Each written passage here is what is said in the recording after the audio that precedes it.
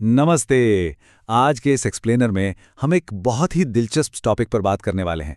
आपने अक्सर सुना होगा कि भाई सोना थोड़ा कम खरीदो, या छुट्टी मनाने विदेश मत जाओ, या फिर पेट्रोल थोड़ा बचाकर चलो। लेकिन क्या कभी इस बात पर गहराई से सोचा गया है कि इसके पीछे का असली अर्थशास्त्र यानी इकोनॉमिक्स आखिर है क्या? आज हम इसी डॉलर ड्रेन के पीछे के मैकेनिक्स को डीकोड करेंगे। अब सबसे बड़ा सवाल तो यही उठता है कि आखिर कोई भी देश अपने ही नागरिकों को सोना खरीदने या फिर छुट्टियां मनाने के लिए विदेश जाने से क्यों रोकेगा। दिलचस्प बात यह है कि ये रणनीति किसी एक पॉलिटिकल पार्टी की नहीं है। अलग अलग समय में कई नेताओं ने इस बात पर जोर दिया है। तो असल पहेली ये है कि देश से इन अमेरिकी डॉलर्स का बाहर जाना हमारी अपनी इकोनॉमी को कैसे और क्यों कमजोर कर देता है। इस पूरे गणित को आसानी से समझने के लिए हम कुछ अहम पड़ावों से गुजरेंगे। हम शुरुआत करेंगे डॉलर ड्रेन एनोलॉजी से, फिर 1991 के संकट को याद करेंगे, करेंसी के डोमिनो इफेक्ट को समझेंगे, 3 अलग-अलग इकोनॉमीज की कहानी देखेंगे, अपने नेशनल पिग्गी बैंक को स्थिर करने के तरीके जानेंगे और आखिर में समझेंगे इंपोर्ट्स की असली कीमत। तो चलिए number 1, the dollar drain analogy. इसे समझने के लिए फॉरेक्स रिजर्व या विदेशी मुद्रा भंडार को देखना होगा। आसान भाषा में कहें तो इसे देश का एक पिगी बैंक या गुल्लक मान लीजिए, जिसे हमारा सेंट्रल बैंक संभालता है। होता क्या है कि जब भी हम बाहर से कोई सामान मंगाते हैं, जैसे मान लीजिए कच्चा तेल, तो हमें उसका पेमेंट डॉलर्स में करना होता है। मतलब बाहर से आने वाली तेल की हर एक बूंद हमारी इस गुल्लक से डॉलर को बाहर निकाल देती है। बस इसी को हम डॉलर ड्रेन कहते हैं, और ये गुल्लक किसी भी इकोनॉमी को स्थिर रखने के लिए बिल्कुल जरूरी है। आगे बढ़ते हैं नंबर 2, रिमेंबरिंग द 1991 क्राइसिस।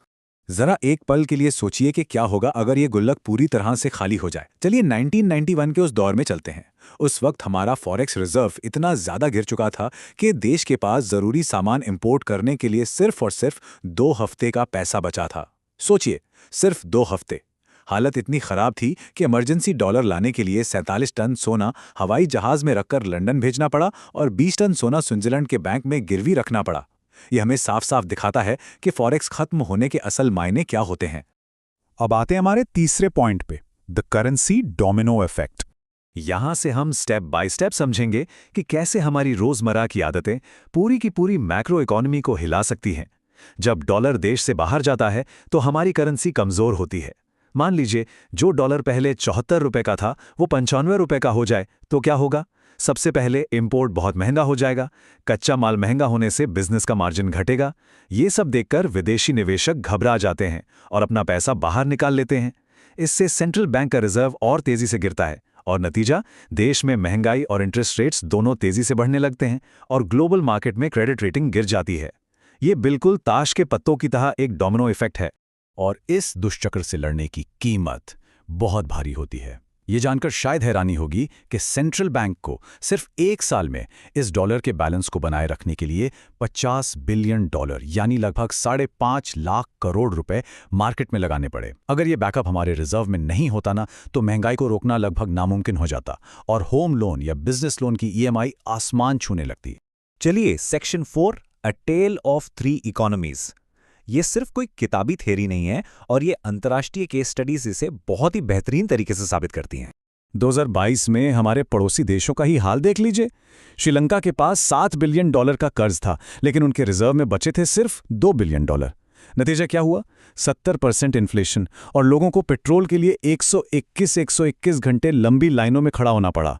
वहीं जब बांग्लादेश का फॉरेक्स रिजर्व 48 बिलियन से गिरकर 21 बिलियन पर आ गया, तो उनकी करेंसी क्रैश कर गई और उन्हें मजबूरी में आईएमएफ से 5 बिलियन डॉलर का बेलआउट पैकेज मांगना पड़ा। रिजर्व को नजरअंदाज करने का यह बहुत ही भयानक अंजाम होता है। अब इसके बिल्कुल उलट एक और उदाहरण देखते हैं। एक तरफ विशाल जमीन वाले श्रीलंका और बांग्लादेश हैं, जो रिजर्व की कमी से जूझ रहे हैं, और दूसरी तरफ है सिंगापुर। ये देश पृथ्वी के 0.01% हिस्से से भी छोटा है। इसके पास अपना कोई तेल नहीं है, कोई खेत नहीं है, फिर भी इसके पास 1.75 ट्रिलियन डॉलर का एक बहुत बड़ा फॉरेक्स रिजर्व है। और इसी रणनीतिक रिजर्व की वजह से ये छोटा सा देश आज दुनिया का तीसरा सबसे बड़ा फॉरेक्स ट्रेडिंग सेंटर बन चुका है। Number 5, stabilising the national piggy bank. तो अब सवाल यह है कि जब कोई देश अपने डॉलर को अपने पास बचाकर रखने में कामयाब हो जाता है, तो असल में होता क्या है? जब डॉलर बचता है तो एक पॉजिटिव डोमिनो इफेक्ट शुरू होता है। जब करेंसी स्टेबल होती है तो बिजनेस के लिए इंपोर्ट कॉस्ट का अंदाजा लगाना बहुत आसान हो जाता है। विदेशी निवेशक भी देश को सुरक्षित मानते हैं, जिससे स्टार्टअप्स को जबरदस्त फंडिंग मिलने लगती है। रिजर्व ज्यादा होने का मतलब है कि सेंट्रल बैंक इंटरेस्ट रेट कम कर सकता है, जिससे आम लोगों को सस्ते होम लोन मिलते हैं। और सबसे बड़ी बात, ग्लोबल लेवल पर देश की ताकत बढ़ जाती है और देश कर्ज मांगने वाला नहीं बल्कि कर्ज देने वाला बन जाता है। जरा इस शानदार ग्रोथ ट्रेजेक्ट्री पर गौर कीजिए। 1991 में जहां इकोनॉमी के पास सिर्फ $1.25 बिलियन का रिजर्व था, जिससे मुश्किल से 2 या 3 हफ्ते का गुजारा हो सकता था, वहीं आज मॉडर्न इकोनॉमी के पास लगभग $700 बिलियन का विशाल रिजर्व है, जो पूरे 11 महीने का रनवे देता है। दशकों की मेहनत से ये आर्थिक सुरक्षा कवच तैयार हुआ है और बिल्कुल इसीलिए आज इस खजाने को बचाकर रखना इतनी बड़ी प्राथमिकता है। और अब number 6, the true cost of imports. चलिए अपनी मैक्रो इकोनॉमिक थ्योरी को वापस उन शुरुआत वाली अपीलों से जोड़ते हैं। हर साल हमारा डॉलर आखिर जा कर रहा है। नंबर देखिए, कच्चा तेल खरीदने में लगभग 11.5 लाख करोड़ रुपए, विदेशों से सोना मंगाने में 7 लाख करोड़ रुपए और विदेशी यात्राओं पर हम 3 से 4 लाख करोड़ रुपए खर्च कर देते हैं। अब पिक्चर एकदम क्लियर है कि क्यों पेट्रोल कम इस्तेमाल करने, सोना कम खरीदने और घरेलू यात्राएं करने की अपील की जाती है, क्योंकि इन तीनों में थोड़ी सी भी कटौती करने से देश का बहुत सारा अहम डॉलर बाहर जाने से बच सकता है। हमारी आज की इस पूरी चर्चा का सार इसी बात में छिपा है। जब मुद्रा स्थिर होती है तो आयात लागत का अनुमान लगाना आसान हो जाता है, जिससे वित्तीय स्थिरता आती है, कर्ज सस्ता होता है और बुनियादी ढांचे का बड़े पैमाने पर विकास होता है। मतलब असली ताकत पैसा लुटाने में नहीं, बल्कि अपनी वेल्थ को बहुत ही स्ट्रेटेजिक तरीके से बचा कर रखने में है। तो इस एक्सप्लेनर को हम इस विचार के साथ खत्म करते हैं।